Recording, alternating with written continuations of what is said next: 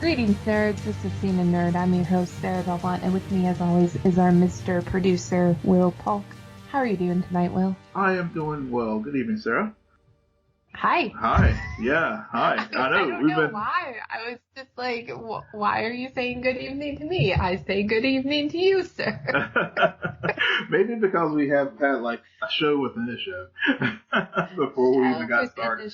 Before we even got started here tonight. Well, I was just very taken aback when you claimed that you have full faith that Steven Spielberg will be directing a DC franchise film. Yeah, I know, and you quickly pulled me off the ledge with a good reminder about the Batgirl film, and also how we have the same thing happen in the Star Wars universe a lot of times. That yes, they'll have a director's son, but somewhere along the way, they'll get replaced. It's really hard. Like, you don't even allow them to leave the project. You're just like, no, we will replace you. Yeah. You signed a contract. Yeah. That guarantees you're replaceable. Yes. You don't. Because you don't agree with our vision, exactly. Even though we don't have a vision, because we don't know what the heck we're doing. You deviated from the established formula. Do that at your peril. The formula that is still not created or scientifically proven.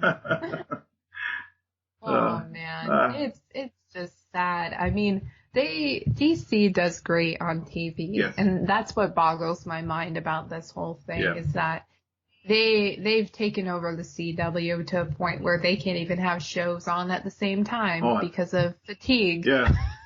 Oh, let's not go into fatigue. I'm sure folks probably saw on Twitter tonight how James Cameron was still kind of salty with the MCU and the Avengers coming out, but you know. He's an old bitter man. Yeah. Of course he's gonna throw salt. That's what they do. Exactly. Isn't it like some sort of good luck or something? I think so. Yeah. I mean, he should have just pulled up the GIF, the little guy sprinkling, doing a little seasoning on the Avengers Infinity War, because it's going to laugh its way all the way to the bank, and eventually people may go see Avatars 2 through 5, and then again, maybe not. Will, you did it again. He first has to make those movies for anyone to actually see. That's a good point. All right. Oh man, you shot me through the heart with that one. That's great.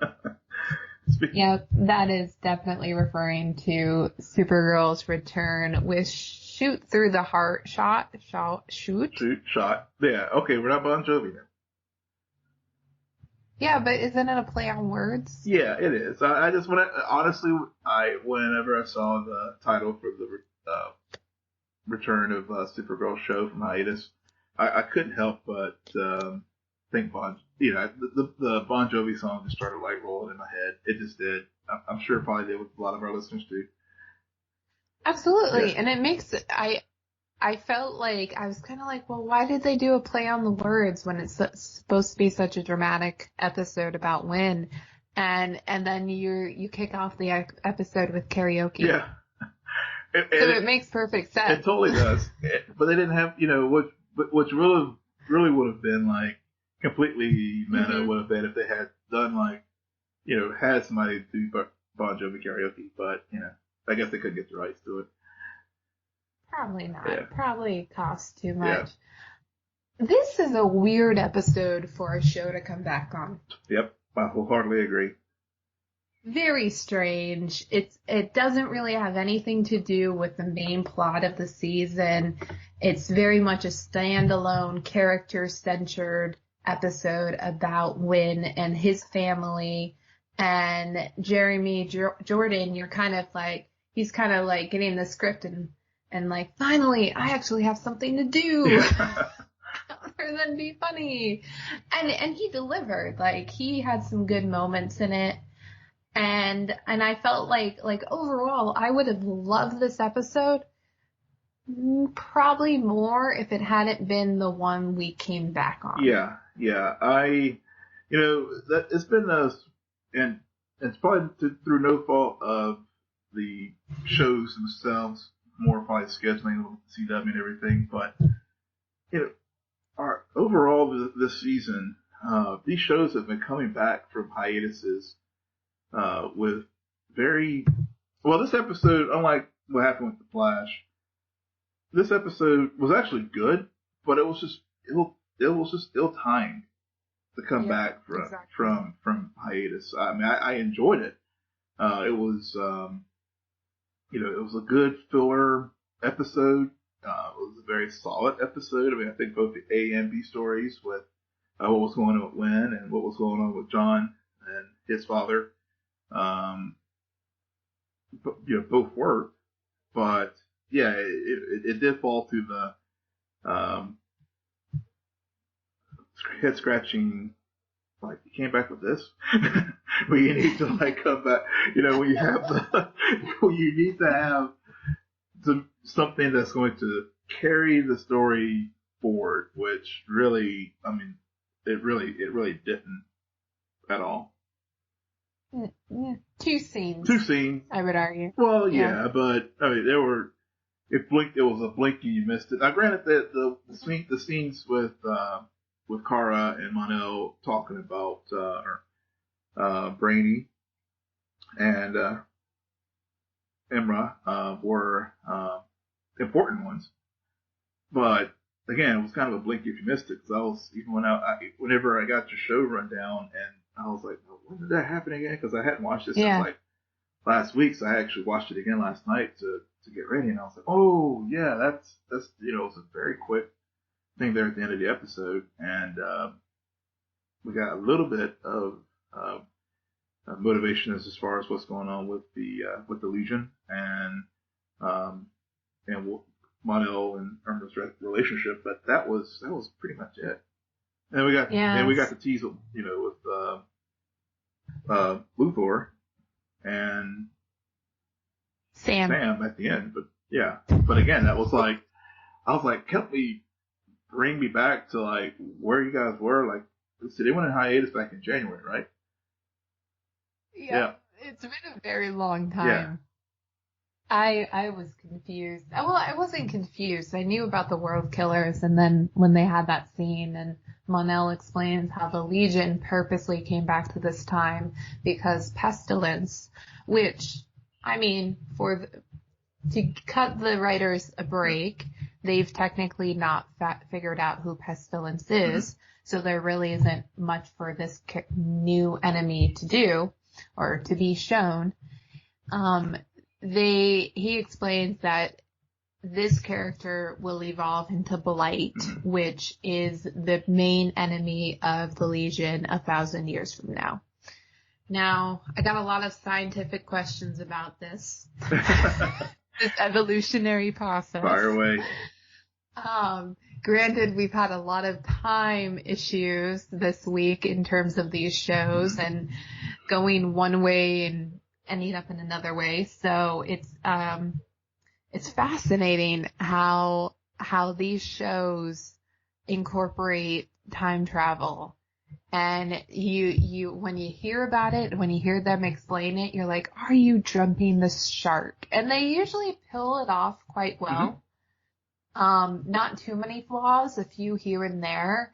But they've also connected themselves with one another, so you're always kind of like, are you going to screw up something in the other timeline, on that other Earth, in that other pocket dimension? Jesus. Yeah. They don't. They don't. Thankfully. Thankfully, yeah. But getting to the episode itself, what did you like about each story as far as Wynn and his mother and the Toyman, which we haven't seen Toyman since Winslow, his father, since season 1, if I recall. I mean, I just liked Wynn and his mom. Like, they have very good on-screen chemistry, very much you can tell they're related. Yeah. And I like that dynamic. I like the kind of a redemption for her, and how they didn't really go too dark and they certainly could have given the subject matter. But I thought it was a very direct piece about parents trying to protect their kids, and the only way they know how is to leave, and what that does, and just I don't know. I like all of that. I like what they did with John and Alex. I think having John's dad go through whether it's dementia or Alzheimer's, I don't know, but I think that's really going to be hard on John, because he hasn't had any of his family in such a long time, that to finally reconnect. Now that time is really precious, because there's it may end sooner than he anticipated. Yeah. And there's nothing they can do. And so that heartache, but you're just, when they're able to just have John and Alex go off, you're reminded how close they are. Mm-hmm. Like he lost his family, and he had 2 daughters, and Alex is very much becoming that a daughter to him, and vice versa, because when she lost her dad, she grew closer to John as kind of that father figure. Yeah. So you were reminded about that in this episode, and I thought that was poignant and necessary, especially with this dark cloud now hanging over their heads in terms of his father. Yeah, and that's a very good point. And I think the other thing I liked, the way they handled Alex and John, and what Alex happened to see, saw with John's father and the dementia or Alzheimer's, whatever it is, clearly happening there. Instead of her trying to solve the problem and intervene and try to make nice and help soften this, she was just like, no, she rightfully stepped back and let things happen in the way they should. And that was a good choice by the writers, instead of just trying to force a triangle there where things would have gotten more messy than it could, and very respectful of their Alex and John's relationship as that father-daughter dynamic sort of has evolved due to their losses. Absolutely. That's a great point. I didn't think about it in that way, but you're so right. They could have carried that on for a good episode or two. It's a secret. Mm-hmm. Yeah. And secrets are the best way to get dramatic tension. Yeah. And they're also really translucent and boring. Yes.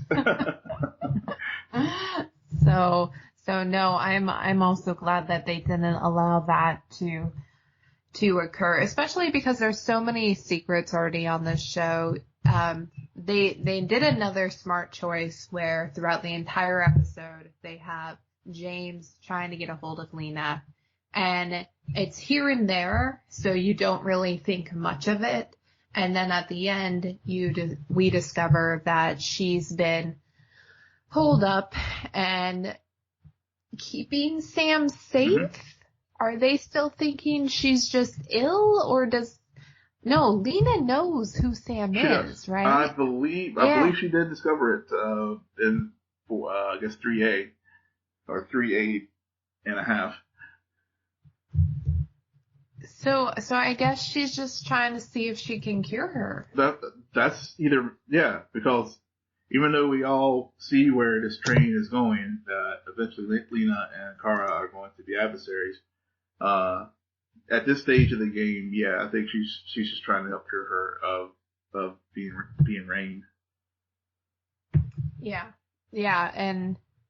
and so if I'm trying to think of how that'll play out then, because Sam's gonna die. Yeah. I already killed her in my mind. She's already off of the game board, and I mean, it could be. Again, it's always a matter of timing. How long can they not have Kara and Lena be enemies for this show to continue? Mm-hmm. How long can they sustain that friendship before spinning it and twisting it appropriately. Season 4. Season 4? Really? I don't know. Well, they're doing, I guess, well, if it were any other network, I would say season 4, but, given it's a CW, and, I mean, you have to just really, as we discussed before, CW and DC TV is killing it on that network. And, so, they may stretch it out, maybe season 5. Yeah, because you gotta go through a season of her being like, how dare you not tell me that you were Supergirl? I can't believe I was your best friend. I don't know why I'm doing a British accent. It felt right. Well, maybe because maybe you're channeling Krypton. Maybe. and then Lena like builds her own army and goes after Kara. I don't know.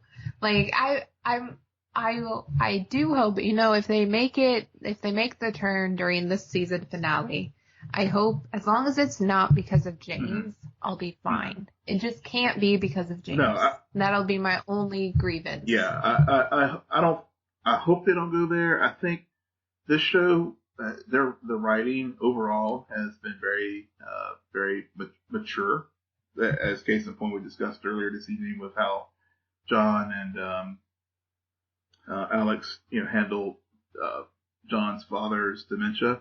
So hopefully they will be mature about it and not go that direction. Yep. So let's head over to Central City. Yes. Speaking about finally going places, Ralph is finally DeVoe. Yeah. Yes. Episode 18. Episode 18. Luckily, episode 18. This is their strongest episode. Totally. Since, I don't know, episode 11 or something. I feel like this is truly the Flash. Yeah. At the same time, I feel like there's way too many powers happening, and I'm just on meta overload at this point. Like, Jesus Christ, y'all. Yeah. Whenever, I saw melting, in this episode when DeVoe was, had used the Folded Man to get, I guess, melting point, and gosh, well, I saw them all lying there in the pipeline on the floor. I was like, damn, there were a lot of bus metas. I guess was it 18 bus metas? 12 bus metas. I thought it was 12. Yeah, but see, I'm even multiplying. I'm even adding more because it just seems like there's so many. But yeah, there were 12 bus metas, and obviously he needed to save Ralph to the end because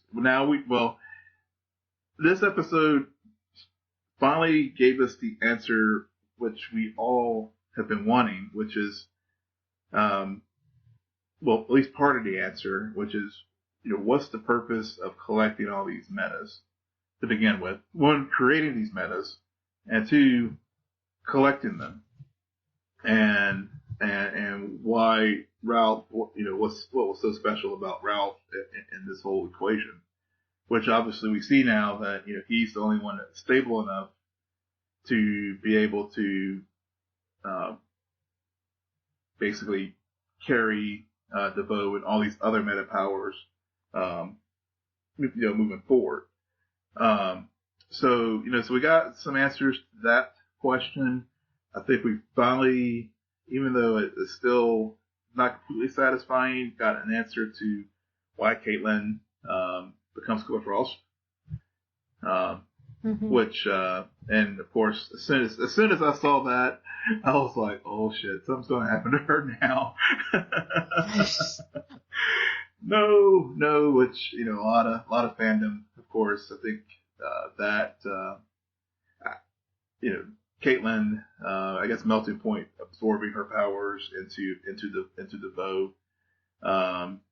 That was, a lot of fans were not happy with that this week. At least a lot of the Caitlin Killer Frost fans. But I want to talk about Ralph because, as everyone knows, I have not been a fan of this character at all this season. But I must say, and I was worried when at the beginning of the episode, we were getting the, wash, rinse, repeat, him overly, is always whining about not being a hero and that kind of stuff, being afraid and blah, blah, blah. But, this week, I was sympathetic towards Ralph. And this truly was an episode, like you said, that really felt that the Flash hit on all cylinders, both emotionally, storytelling, action, all the things that we loved about the show from the first season was on display with this particular episode. And that arc with Ralph finally made sense. It took them a little bit too long for them to get to this point, but is that a pun? Yeah. Continue. But it did, and but it made and looking back now, having the benefit of going through these episodes, it as painful as it was, it made sense to get to this point, and it made his lessons and it made his quote unquote, I'm gonna air quote, death relevant and compelling and sad, because we got to this journey and we finally got our true hero, and as much as the show has been it's about Barry Allen's journey, season 4 has been about Ralph's journey just as much, if not more, in some respects. And so then is not, are you okay with that? Them taking a full season away from the main character only to then kill this character that they grew and had this climactic arc with, and move forward? Yeah, I'm okay with that, because I think we did see some growth. I don't know if it was growth, but we saw some things about Barry and in Ralph's journey that where Barry is always trying to be Mr. Perfect, and the anguish that Barry had on the floor when he saw DeVoe absorb Ralph was shifting the story back to him in a way that he is again he is the focus of the show, and he is the focus of the season, and he needed to have this epic failure, which was set up way back in season 3 when Abracadabra, first teased DeVoe about being Barry's greatest adversary. It's all starting to come together now, and seeing Barry on the floor in the pipeline when DeVoe absorbed Ralph really brought home, this whole "we are the Flash and we're perfect and we're all that kind of stuff." It broke Barry in a different way than some of the other reveals have broken Barry in earlier parts of the series, because instead of it being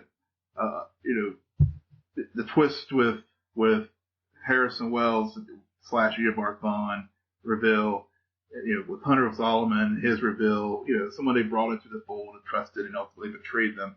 This was an external foe, finally, that was the one who broke Barry. And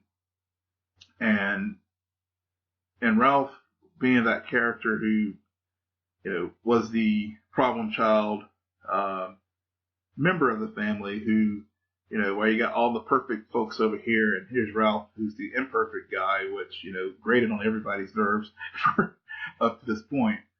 It really made, it took that to really hold up the mirror for us as an audience to see, Team Flash is always perfect. They always get it right, and this time they did not. And because of it, they lost one of their own. And it took a lot to get to that point in the season, but I think it actually worked.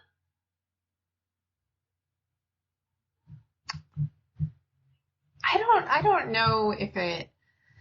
I get all of your points. I don't know if I agree with them 100%. I find the way that they used Ralph. Okay, let me put it this way. I think that this is a strong episode. Don't get me wrong. But I also think that this season has made far too many mistakes with the characters to allow me to take 1 hour or less than an hour and be like, oh, okay, no, they got it right. Because what I find the flaws to be is that we had that period of time where Barry was away from the team. So suddenly we were forced to see Ralph as a hero, and the team around him started to learn to trust him. Now, since Barry has come out of jail, Barry has to get used to Ralph as a hero and learn to work with him. And it really felt like deja vu these last few weeks. Didn't we already see them doing this? Oh wait, the only thing that has changed is that Barry is now out of jail. So it's kind of the same pattern. What I liked about this episode and why I think that despite how I don't like Ralph's character, they really did allow you to realize, because we've seen this for now so many times. DeVoe does this, and there's so many lives, and we've seen this whole process, but because we've known Ralph for as long as we have known him, you really are kind of hit like, oh my, well, he's gone now. That's it. He listened to Barry. And it killed him. And I'm not saying it killed him, but he's no longer with us.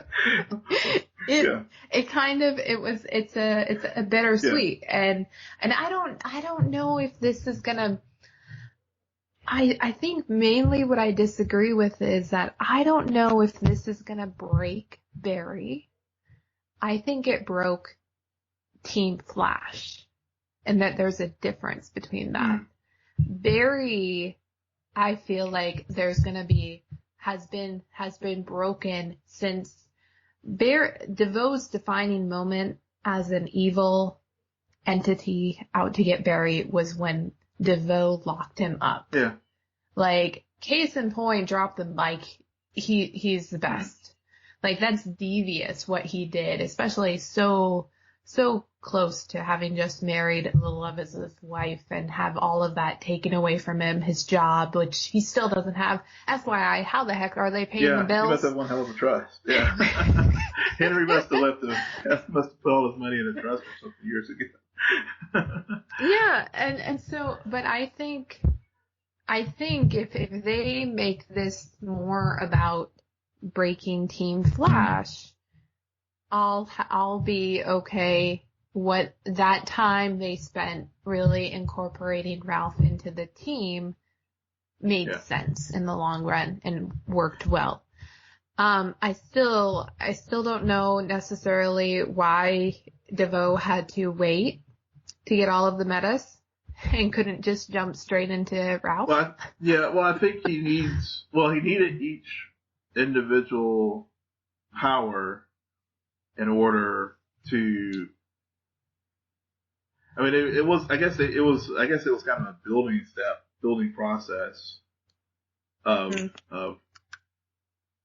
utilizing created each meta and then utilizing each meta to, I guess, build his matrix of, meta soup to be able to get to the point where he could utilize Ralph and fully utilize Ralph's capabilities, with all these other different meta powers. But I want to just go back to one thing you mentioned about Barry being broken. See, I don't think he was broken though when he went to jail. Oh, only thing kept him through was that he was in Henry Allen's jail cell. Yeah, I mean, I think we'll see how things sort of unfold, but the failure that he had this season to me seems like a different kind of a failure that he hasn't had in the past. I'm just trying to think about, no, I get where you're going with that, because this is very different than anything else he's done wrong, because a lot of the choices he made, he viewed as only affecting him, I guess. I don't know. Let's talk about Harry. Yes, let's talk about Harry. He's not Eobard. No, he's not. He's a junkie. Well, that's rude. Well, he's addicted to dark matter.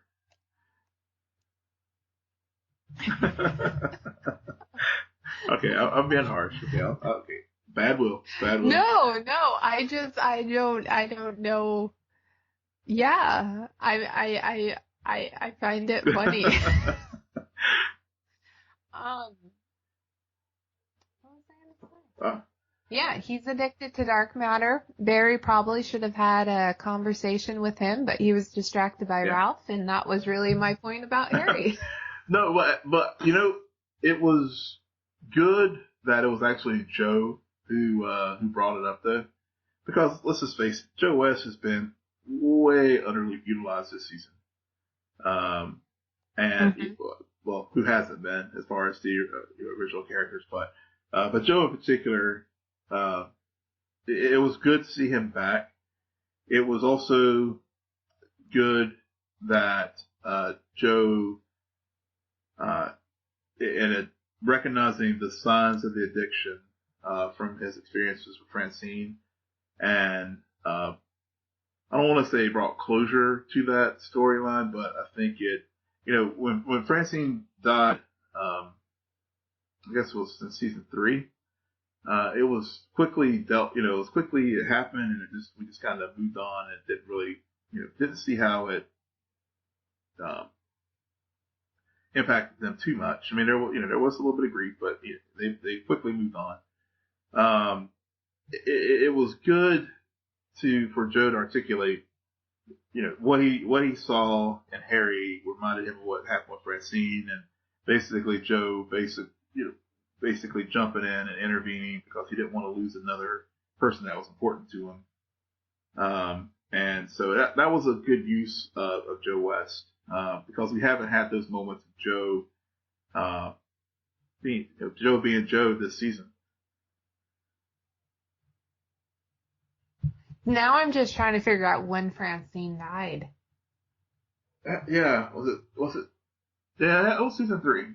Or was it in season 2? Because she was introduced to 2 with Wally. Maybe it was season 2. I don't know. But I also forgot that was brought up in the episode. So now all of your drug references made a lot more sense. I was like, oh yeah, he did bring that up. I don't know why. I just completely, yeah. Yeah. Yeah, you've been using the thinking cap too. I see. You enjoy 420 Day? That's good.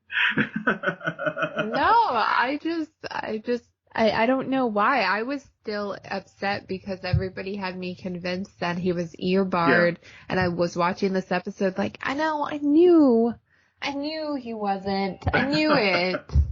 It was a good red herring. It was, they definitely, every now and then they can definitely pull that on us. I mean, it was last year, with Avatar, it was even though we were sure it was Barry, whenever they had that reveal with Killer Frost, it had everybody like second guessing there for a second, so they could still pull that off. Well, they can do a lot of stuff. Yeah. I mean, think about everything that this show has already Yeah. done. So. But I'm glad that it ended up not being Theobald. But I do think, given that he was overloaded, it will be interesting to see what happens moving forward with Harry. And I guess they have another episode coming up with the Council of Wells reconvening to kick him out. So, yes, really? Yes. Really? So hope, but I think I want to say it's in the same episode. I want to say I think Gypsy. I think she returns in this episode. So maybe it'll be a good B story that will help us. Well, hopefully it'll be executed better than the last Wells story. Maybe they will have learned from their mistakes from that one. But overall, like I said, it was a good week. I mean, I know the Folded Man was a pretty forgettable folded meta, but other than the, obviously hippie references and stuff. It's funny they dropped that episode the same week as 420 Day, so maybe they were trying to have some fun with that too. Who knows? But but we shall. But I think hopefully the rest of the season will continue on the upward trend, and we don't have this up and down like we've had for a good part of season 4. I swear you put on like rose-colored glasses, sir. And I wish I had a pair. I am like so hesitant. Yeah, I really enjoyed this week. Now next week you can tell me it's like, well, see, you got all like all flowery again and all rose-colored glasses, and they just broke your heart again. It's a well-executed episode. I'm not going to take anything away from that. I just also don't. A well-executed episode does not make up for 5 poorly executed episodes for me. And it's hard for me to forgive and forget on seasons, especially when they take up majority of a year. So when you're on a train and you're just like, why does it keep stopping? I want to get to the destination. And we knew this was coming. We knew eventually this had to happen. So it happened well. They have been known in the past to drop the ball and be like, really, guys, you chose that moment to do that twist? Why? I wanted that 5 episodes ago. I think to what you were saying before about how this is really about Ralph and Ralph's here, I make an issue with that because Barry's who I signed up to watch, regardless of everything else that happens, and he is the reason why season 1 works so well. And I feel like the flaws in the season is because they are not utilizing even Barry to this point the way they could or should. And like I said, I will freely admit that I probably am overly enthusiastic about that, in my takeaway from this episode, because it was so well executed, and it made me have temporary euphoria as far as all my gripes with Ralph all season. So listeners, call me out on it. I'm fine with that.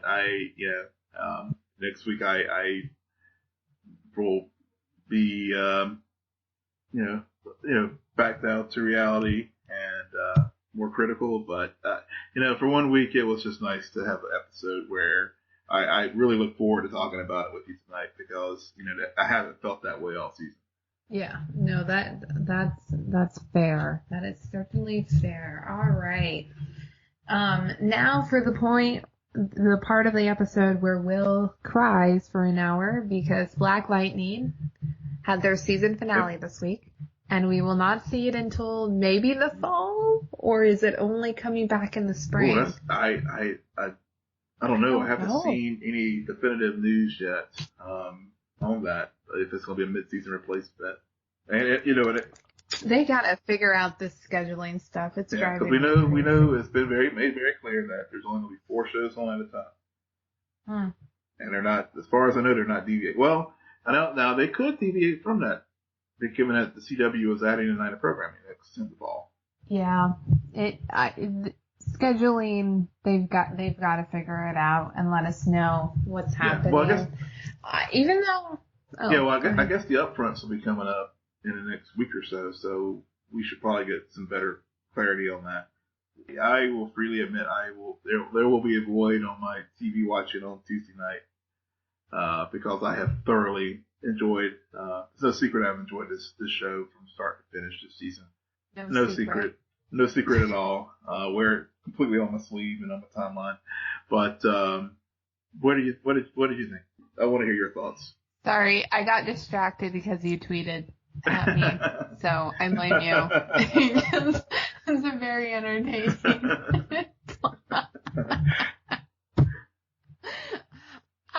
Okay, so I watched this very early on this week, and I enjoyed it.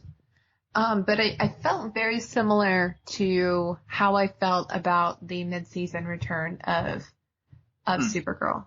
Like, to me, this did not feel like a finale. This felt like, hey guys, we'll see you in a few weeks or something.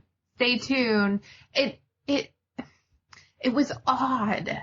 Like, it felt like the second to last episode of the season or something. Because Jefferson was a part of the episode, but it wasn't really about him.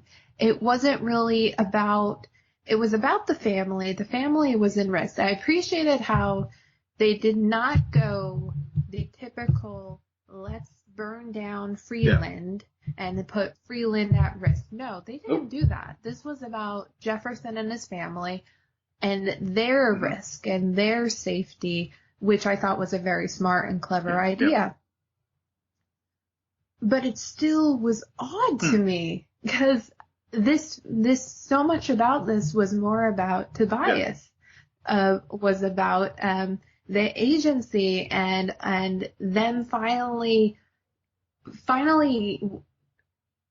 able to get what they want to achieve, only for, of course, the Jefferson family to kick things in high gear, and for really Gamby to be the one to put an end to it.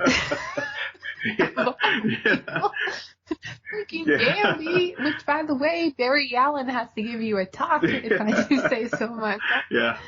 And then the final thing that still boggles my mind is Lala. The tattooed man.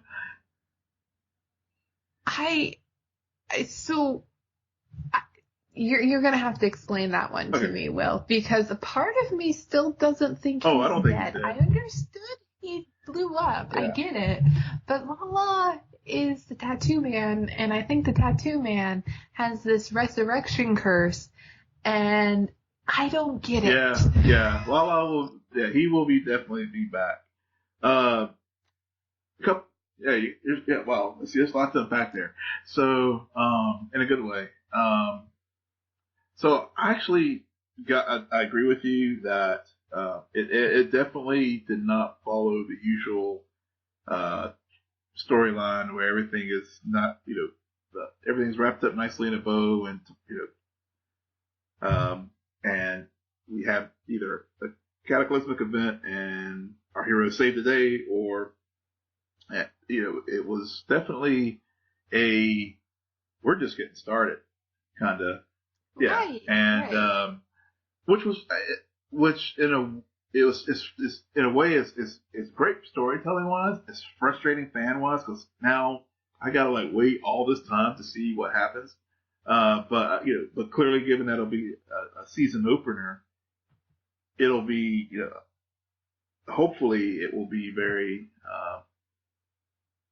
good in the sense that it will really carry the story forward, because this was it really covered a lot of grounds. Yes, it ended the storyline at least with Proctor and the Rove ASA, but it was the launching pad to basically how Tobias has basically wiped everyone away and has become the head of he's become like the quote unquote kingpin of Freeland and maybe more, as right. It really seems to be hinting at that. Because Lady E, and all throughout the season, we had, just chipping away, with Lady E and Lala and, twisting Lala around and reanimating him into this tattooed man who we had a cutaway from when, from that moment when they were pulling the bomb out out of Lala.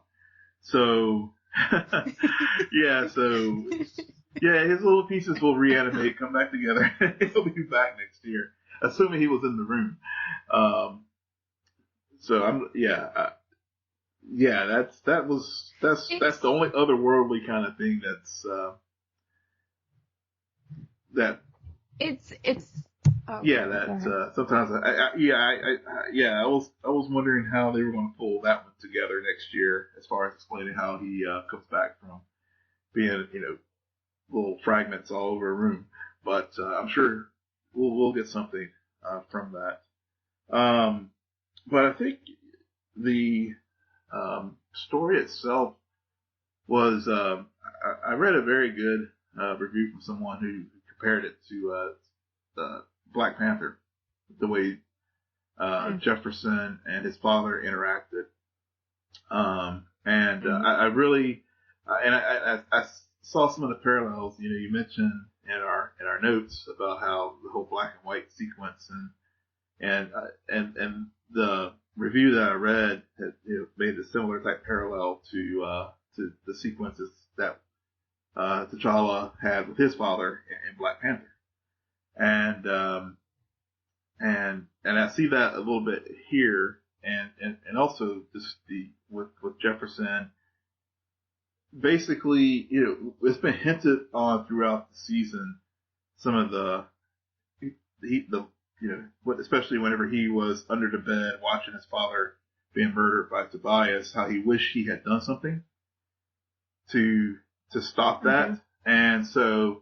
It was good that they finally addressed that in this episode, and so that Jefferson could make peace with that.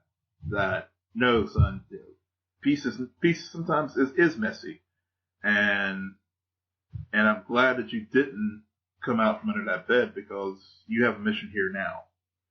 So that was good that they had that sequence, and I think that was important to have that sort of wrap. In the finale to wrap up season 1, because Jefferson needed that closure, and him going up the stairs and everything. That's just great. I just thought it was just great imagery and great storytelling. The soundtrack of the show was just like, man, I'm just like, I might have a party up in here because it's just an awesome soundtrack. So that was good to have that moment.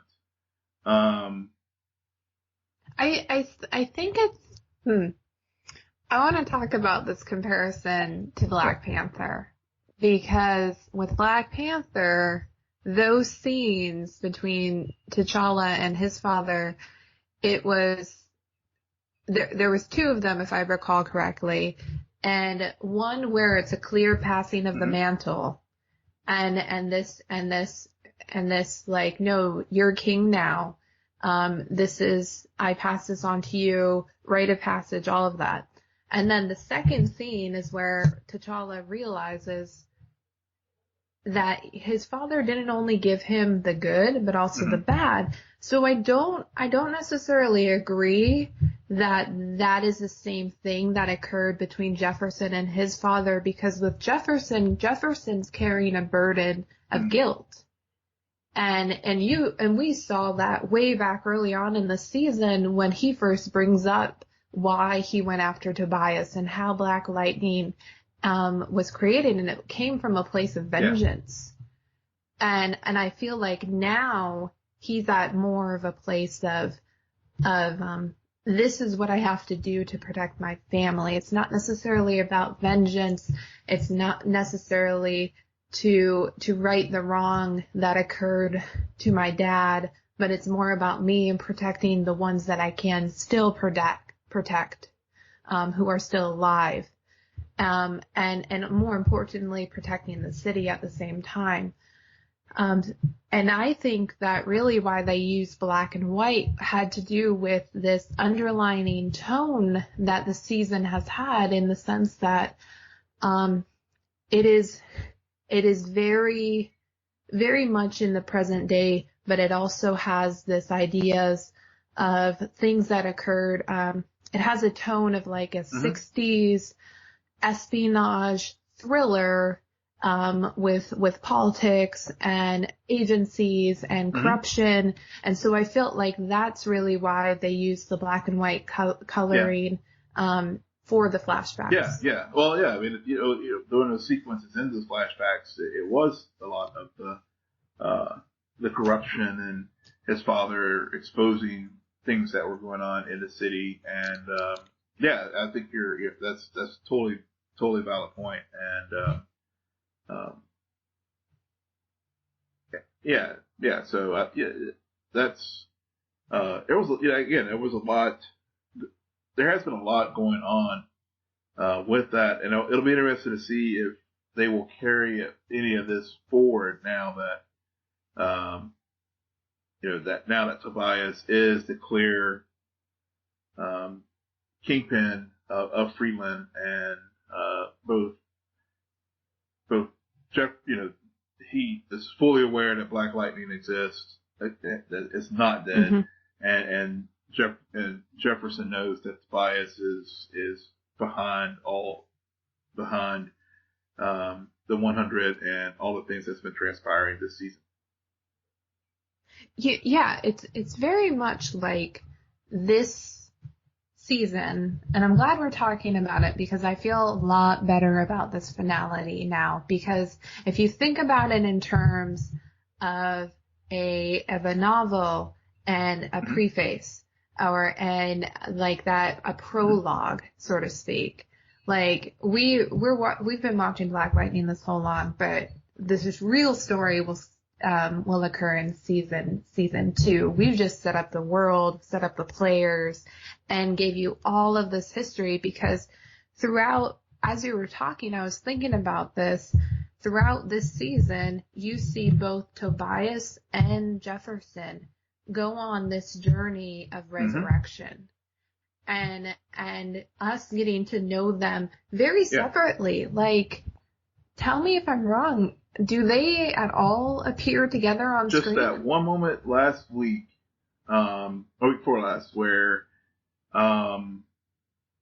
when Jefferson's knocked out there in school, and Tobias sees him there. That's the only time. But as far as any other times, there have always been some distance. Because even whenever early on in the season, when they had the big shootout in the middle, when there was the sniper in the street and the pastor and what's his name was paralyzed, Khalil. Yeah, I mean, it was always at a distance, and they that was the one time they had a fight, and they had that. That was the first time they had an actual one-on-one showdown. Prior to that, they did not. Sorry, guys. The show is going on right now, so that's why it's on my brain all the time. And take a drink anytime I mention this show. But this reminds me about what they do on Billions. Like, Billions, you have two central characters. One, like, both have their good and their bad natures and everything, right? They hardly ever share any screen time together. Hardly ever. And when they do, it's amazing and everything. That's what the writers of Black Lightning have done, to where next season you're going to have Tobias and Jefferson go head to head, and we're not going to need a lot of exposition for those scenes because we already understand the history. We understand both of them and also their powers and that's what excites me. Like when writers do the work like that, that's what should prevent a sophomore slump from occurring. Yeah, definitely. Yeah. So what if you had hearing what you just said now, as far as if you had to give a letter grade to season 1 of Black Lightning, what would you give it? Okay. I would probably give it, I'm an interesting grader. I would give it, a B+. Because I still don't understand you lose a point. You lose a point for not fully explaining Lala. I don't know. It's I will never get over that scene in the shower. Okay, let's be honest here. That anytime I mention that man's name, I always flash back to how bizarre that was, bizarre. And I'm still confused. And I was thinking about it both while I was preparing the show and when I was watching the episode. What's Jefferson's wife's name? Who's Lynn? I don't know if I like Lynn too much. She's starting to get on my skin. Like, she's kind of starting to get on my nerves a bit because I don't really understand how, okay, be divorced or be together. Is it that hard for you to pick? Just choose and you already divorced a man and now you're just teasing him and now they go ahead. Oh, sorry. No, I don't understand it because they had some really good beats in the first few episodes when they were at odds, and I thought it was really interesting. I thought it was something we haven't seen before, this divorced couple and trying to build a home, but separately and valid reasons, or what we thought were valid reasons. Turns out those reasons weren't too valid because now they're all one big happy family, and that's what I get it from the perspective that Lynn realizes how important it is for her kids and her husband to be able to protect themselves by doing this kind of stuff, but still, she was very adamant that it was an addiction. I thought you were going to say, "Damn it, I wanted her and Gamby together." See, I know that's the easy way out for me to explain it, but it doesn't even have to do with that. It's just. Yeah, I don't. Her character made a very odd choice for me towards the end of the season. Yeah, Facebook status is definitely as complicated. I get you. I get you on that point. Because as we've discussed the show over the course of the season, we were wondering, we even talked about their family relationship and how they really haven't early on, did the co-parenting thing, and they explored that pretty well, but this turn towards the back half of the season where they were like hooking up and stuff, and it's sort of like, wait a minute, it was confusing. Like, okay, you went from co-parenting for obvious reasons, even though you're divorced, to now it looks like they're getting back together again, and but at the same time there's this underlying tension that the whole reason why they got separated to begin with was Jefferson being Black Lightning and her being, like you made the good point, she called it an addiction. And it was always the third person in the room. And I don't know if it was the circumstances at the end of the season basically, brought them back together and rekindled those feelings and led to where they're currently at right now. And so I think that's something that in season 2, I'm sure they will explore and, work, maybe explain, that they get back together, or, as, now as it looks like Jennifer is starting to, become more comfortable, or not comfortable, but more accepting of the fact that she does have these meta powers, and quite frankly is responsible for Jefferson getting recharged, so that he could, fight another day.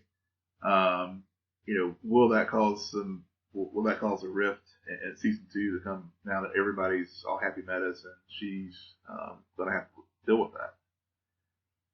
Right. Well, the scene that always sticks out to me is when they had that brief storyline about Lynn contemplating taking back custody of the girls.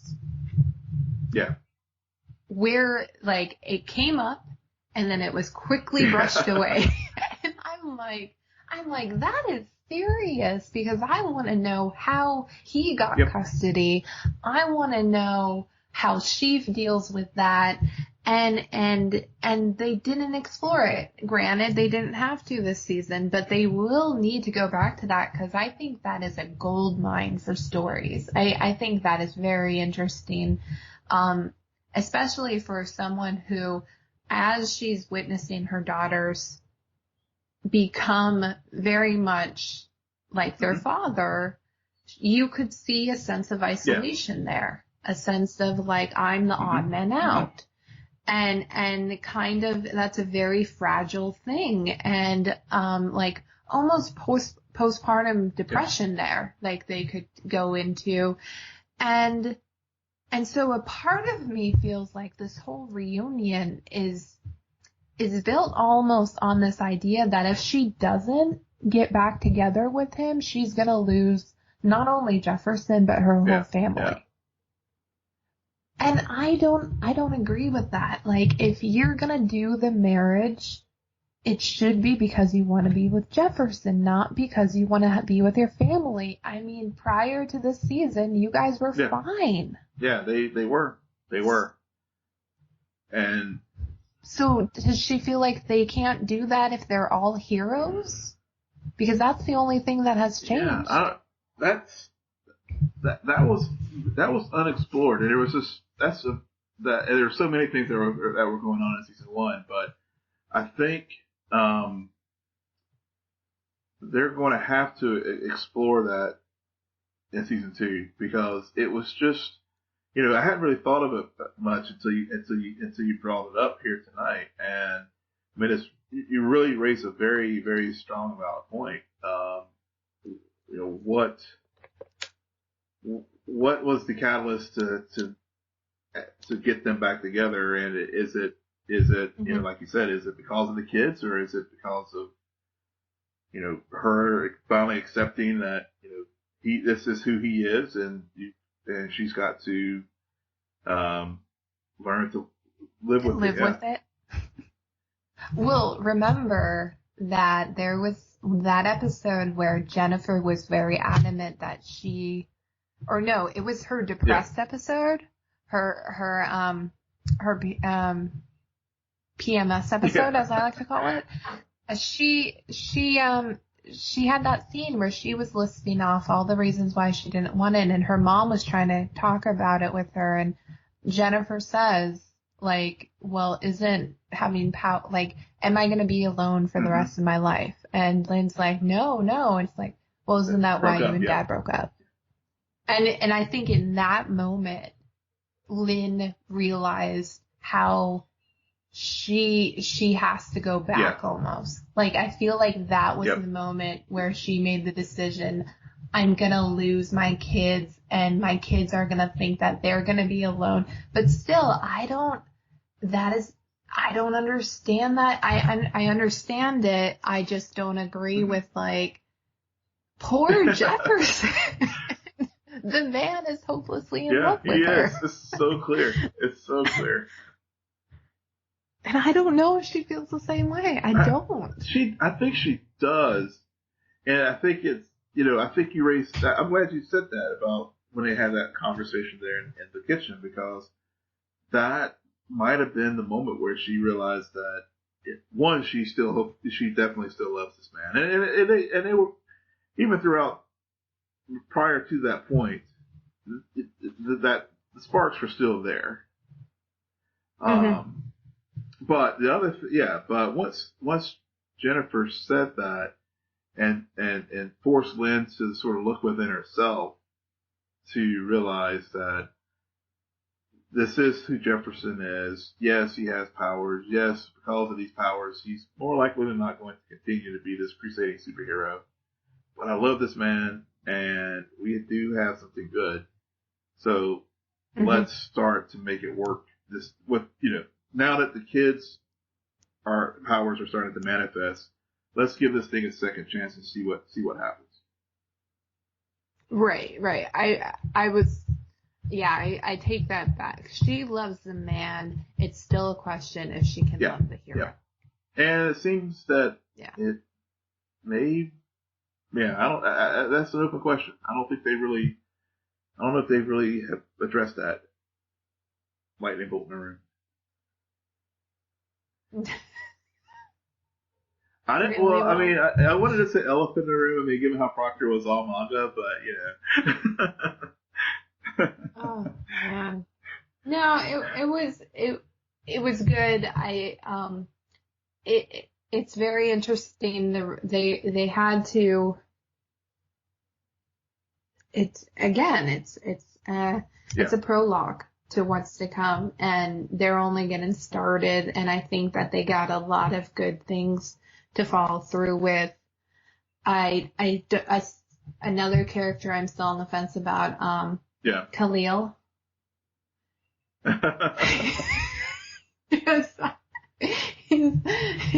How long did that actor work on like the hand movements for the dart throwing stuff that happened? Like he was into it. He was. So well. Like, damn. And it was funny because you're watching it and you're going from like thunder and lightning, doing all this really cool stuff, to Khalil going down the hallway and like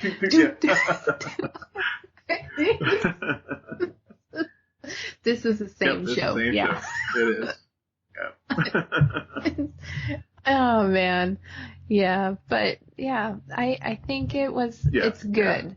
I'm glad that they didn't seem to have pace issues this season. Couldn't complain with that. It's just there are stuff to explore. Yeah, I feel it's a solid season. Yeah, I agree. Solid season. I overall I gave it the season A-. I think it was a very solid season, and I mean, and just the simple questions that it raised, and how it launched, closed off some things, like obviously with Proctor being killed in that ASA storyline. Looks like it, may be completely over, but I'm just excited to see Tobias as he's built his empire, and Jefferson and the Pierce family fully embracing their meta capabilities. Moving ahead in season 2, I think you made a good point earlier. They have a lot of good story points to move forward to avoid a sophomore slump. Yeah, very, very good. Well, that is it for us tonight. Why don't you tell the listeners where they can find you? Yes, you can find me on Twitter and tell me I was overly gushing on the Flash this week at Will M. Polk. That's at WILLMPOLK. And we are starting to prepare for hiatus season, so listeners, please send us what shows, what movies, what things we should be talking about. And also, if you haven't figured it out, we are very inclusive on this podcast when you tweet us and when you let us know that you love our podcast, because we are more likely to invite you on if any of the previous guest hosts this season have proven anything, and they are all set to return in the near future. So please follow us on Twitter at CNN Nerd and tell us what you want to see in hiatus and what you would want to cover if you were ever to get invited on this podcast. We always want to hear new voices and new perspectives on the things that we love to talk about. And you can also find me on Twitter at SJBelmont, SJBELMONT. Please friend us on Facebook, but most importantly, rate, subscribe, and comment on both iTunes and SoundCloud. And you can also find us on the iHeart Radio app. Good night, Geek Out. You're welcome.